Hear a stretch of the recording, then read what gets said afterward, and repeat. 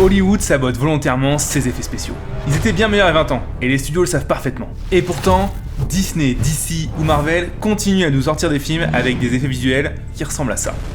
Oui, c'est moche. Il y a bien des effets spéciaux de qualité de temps en temps, comme Dune ou Avatar. Mais la plupart du temps, il faut le dire, aujourd'hui, c'est carrément dégueulasse. Et contrairement à ce que tout le monde pense, c'est pas un problème d'argent, et en aucun cas non plus un problème de compétences techniques. La réalité, c'est que les bons effets spéciaux n'ont plus aucune importance pour les studios. Et le pire, c'est qu'ils ont peut-être raison. Alors vu de l'extérieur, je comprends bien qu'on puisse se dire que c'est l'argent le problème. Les méchants studios serrent les prix et les pauvres petits artistes sont pressés comme des citrons avec des contraintes intenables. Et donc c'est évident, le résultat est bâclé. Et en plus, ça fait 10 ans que les boîtes de distribution se fusionnent ou se rachètent entre elles, ce qui crée un monopole sur les prix des prestataires de post-production. En gros, je t'explique, c'est la même magouille qu'il y a eu avec la téléphonie française dans les années 2000. Du coup, oui, les boîtes de distribution imposent bien des tarifs ultra compétitifs dus à leur monopole, et oui, ça amène une quantité de travail et des délais insoutenables pour les artistes. Du coup, évidemment, c'est facile de désigner le grand méchant capitalisme, ça marche bien, c'est l'ennemi, tout trouvé.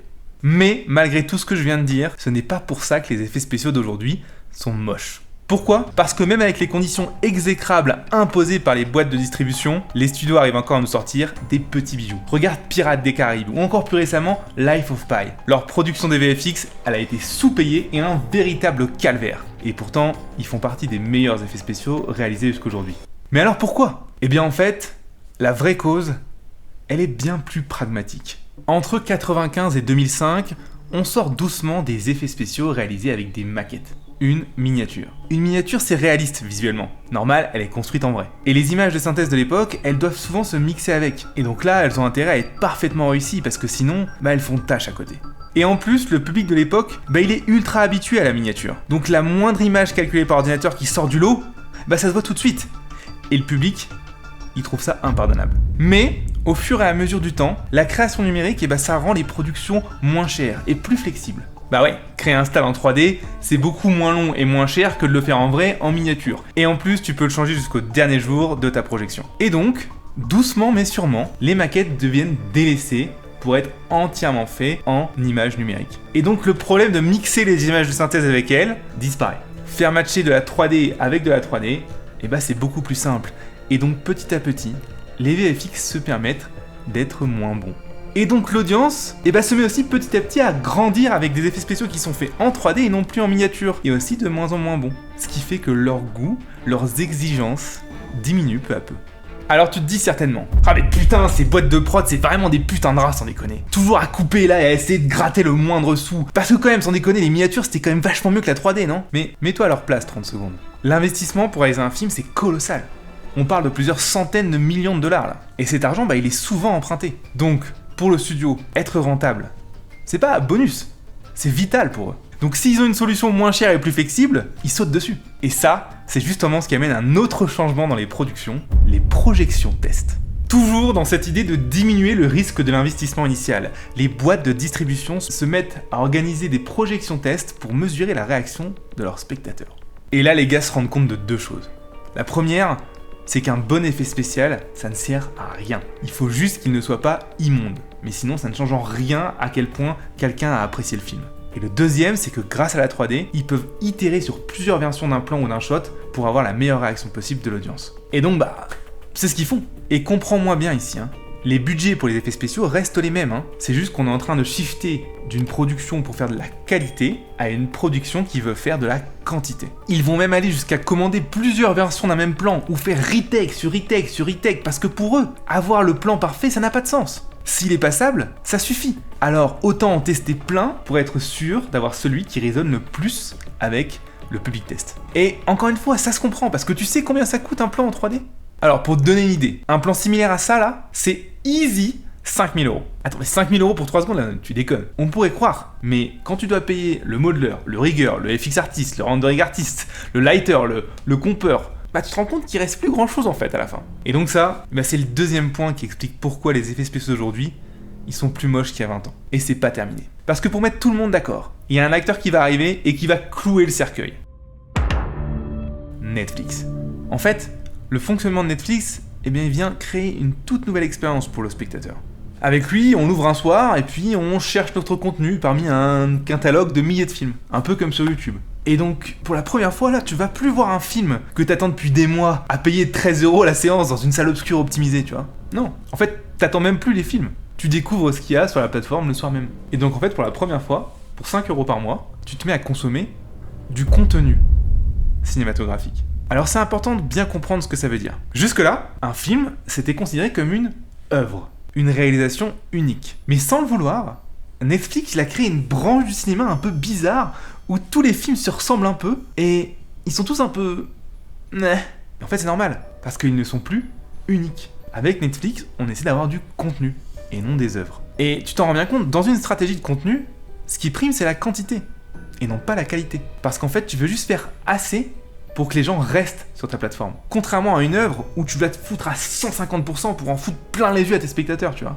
Et donc, tu t'en doutes bien, si la qualité a moins besoin d'être au rendez-vous, il n'y a aucune raison d'aller s'attarder sur les effets spéciaux. Si ça passe, on est bon. Et la conséquence la plus dramatique de tout ça, si je puis ajouter, c'est que l'audience, elle s'y est habituée. J'irais même plus loin, elle l'a carrément accepté. Parce qu'en fait, il faut se rendre à l'évidence. Les projections test, elles n'ont pas tort. Tout le monde s'en branle qu'un effet spécial soit moche. Et, qu'on soit clair, je dis pas que c'est une mauvaise chose. Mais c'est comme ça. Ouais, si tu me crois pas, fais le test et demande autour de toi. Qui, dans ton entourage, a déjà détesté un film parce qu'il y avait un effet spécial qui était raté? Et tu verras qu'à part les gens du domaine, tout le monde s'en balèque. Mais ce qui est le plus étonnant par contre, c'est que ce mouvement, ça va amener un comportement de l'industrie qui est vraiment bizarre. Je te le présente avec la tragique histoire de Rimnew Studio. Alors, Rimnew Studio, c'est l'un des 2 studios d'effets spéciaux qui s'occupent des VFX du film Life of Pi, sorti en 2012. Et les mecs sont tellement balèzes qu'ils gagnent l'Oscar des meilleurs effets spéciaux cette année-là. Mais derrière les coulisses, la situation est catastrophique. À un tel point que le lendemain des Oscars, le studio fait faillite après 34 ans d'existence et licencie 254 personnes. Alors, les raisons sont multiples, mais en vrai, elles peuvent se résumer à un point. Des incertitudes et des retakes constantes du réalisateur et du studio de distribution, et en plus de ça, un budget bloqué au forfait. Alors, je t'en reparle après, mais la partie la plus intéressante de cette histoire, c'est pas vraiment la faillite du studio, c'est plutôt ce qui s'est passé le soir des Oscars. And the Oscar goes to... Superheroes, we can't even get an envelope open. Life of Pi!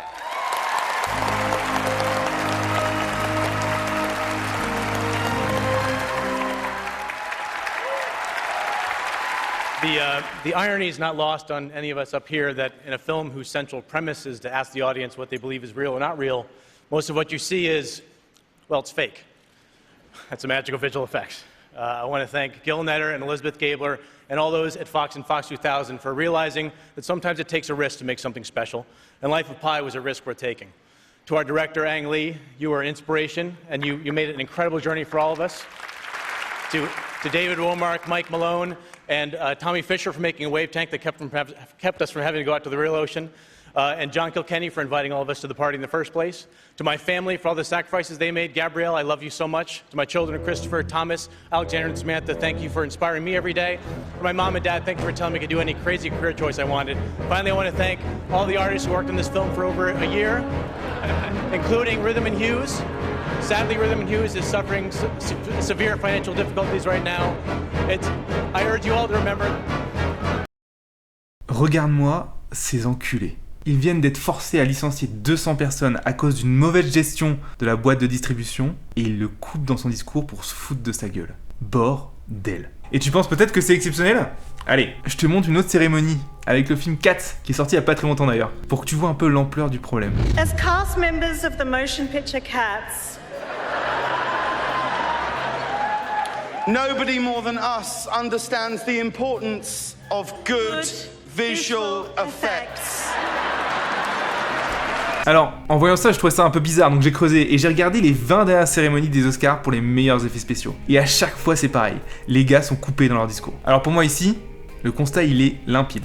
L'industrie méprise les effets spéciaux. Pourquoi ? Pas par méchanceté, par ignorance. En fait, les boîtes de distribution ne savent plus comment faire un effet spécial. Ils pensent vraiment, je déconne pas, que pour faire un Gollum, il faut appuyer sur un bouton. Mais alors attends, comment c'est possible là ? Comment c'est possible que le prix par shot n'augmente pas avec les retakes incessantes et la malgestion des studios de distribution ? Eh bien ça, c'est à cause d'une norme qui s'est mise en place naturellement au début de l'industrie des VFX numériques. Tout ce qui se passe avant et pendant le tournage, c'est payé à l'heure. Mais tout ce qui se passe après, notamment les effets spéciaux numériques, sont payés au forfait. Alors qu'est-ce qu'un forfait, tu vas me dire ? C'est simplement un prix sur lequel la boîte de distribution et le studio de création des effets spéciaux se mettent d'accord pour un certain nombre de plans en 3D. Et ça, c'est typiquement ce qui a mis Rhythm & News dans la merde. Parce que les retakes incessantes du réal, elles étaient pas prises en compte dans leur forfait. Ça veut dire qu'ils sont pas payés davantage si tu leur fais faire 10 fois le même shot. Et donc quand c'est comme ça, tu finis par travailler sur ta trésorerie, et quand t'as plus de trésorerie, tu fais faillite. Et tu sais ce que c'est le pire dans l'histoire ? C'est que tout ça là, ça marche même pas. On pourrait penser qu'avec les projections test et les VFX pas chers, les boîtes de distribution, elles devraient plus jamais se planter sur le succès d'un film. Et pourtant, c'est bien l'inverse. Regarde Disney par exemple, qui a réussi à détruire en 8 ans seulement ses 2 franchises les plus rentables, Marvel et Star Wars. Mais bon, je te rassure, il n'y a pas que Disney dans le lot. On a le même problème avec DC, Terminator, et j'en passe. Et alors pour moi, quand je regarde ça de plus près, où est-ce que se plantent carrément les boîtes de distribution ? C'est ça. Ils confondent œuvre et contenu. Alors comme je t'ai expliqué, un contenu, ça rentre simplement dans une stratégie de production pour un ensemble plus global. Par contre, une œuvre, c'est une réalisation qui est unique, qui a pour but d'en foutre plein la gueule au spectateur, qui doit tenir dans le temps et aussi se supporter par elle-même. Alors par exemple, tu vois, même si la majorité du divertissement qu'on a eu ces dernières années, c'était du contenu, on a quand même eu quelques œuvres. Par exemple, il y a eu Dune, La La Land, Interstellar, et j'en passe. Mais là où le bas blesse vraiment, c'est quand les studios de distribution veulent continuer une saga qui était à l'origine une œuvre ou une suite d'œuvres avec du contenu. Et c'est ce qu'ils ont fait évidemment avec Star Wars, le MCU, les remakes des dessins animés, Blanche-Neige, La Petite Sirène, etc. Allez, réfléchis 30 secondes. Si tu continues une saga qui a été faite avec des œuvres, avec du contenu qui est fait plus rapidement et qui a pas besoin d'être léché, ton audience elle va être dégoûtée. En plus, surtout quand tu vas avoir une suite, tu t'attends pas à pareil, tu t'attends même à encore mieux. Et du coup, à cause de ça, la confiance entre l'audience et les boîtes de distribution, aujourd'hui elle est brisée. Et le marché du cinéma ne s'est jamais aussi mal porté. Et ouais, on peut le dire, je pense que cette confusion qui a été faite par les boîtes de distribution, elle a été fatale. Et en plus, au même moment, pour des raisons politiques, les studios se mettent à engager leurs talents, non plus sur leurs compétences, mais sur des critères arbitraires qui n'ont rien à voir avec leur taf. Et résultat, quand on n'engage pas les gens sur leurs compétences, ton niveau de compétence il diminue, et drastiquement. Et donc tu t'en rends bien compte, déjà une stratégie de contenu où on baisse la qualité, et en plus tu mets des incompétents en commande, et ça donne ça.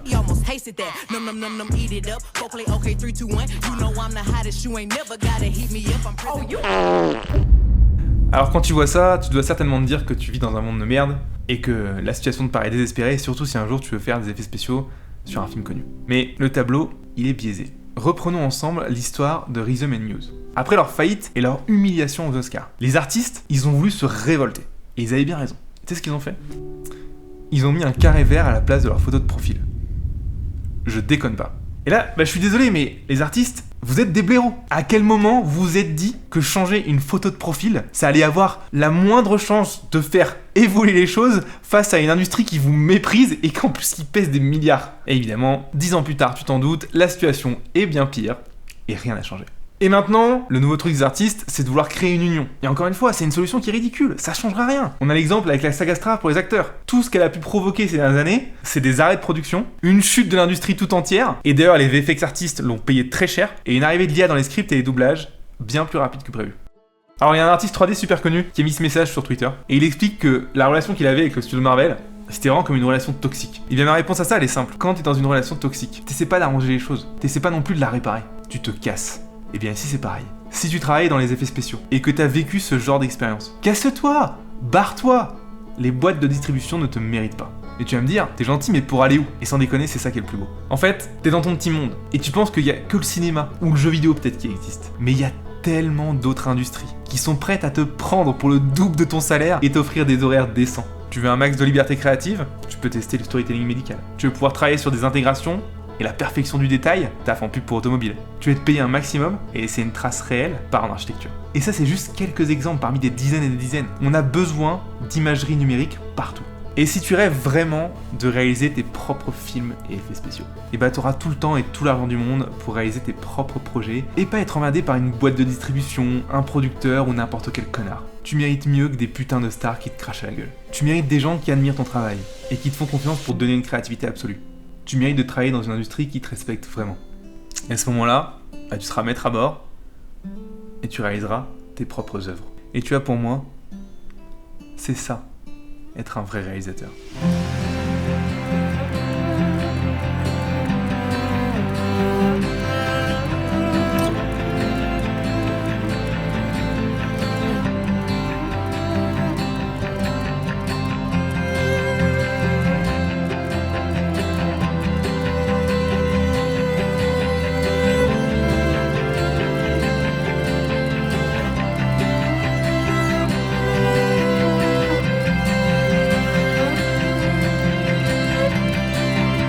Parce qu'avec la technologie d'aujourd'hui, je peux réaliser un film qualité Hollywood seul.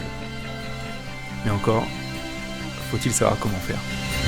Alors justement, si tu veux apprendre la 3D avec moi, j'ai réalisé une formation où je t'apprends gratuitement comment réaliser ta première image en 3D d'une qualité pro en seulement 6 jours. Si ça t'intéresse, clique sur le lien dans la description.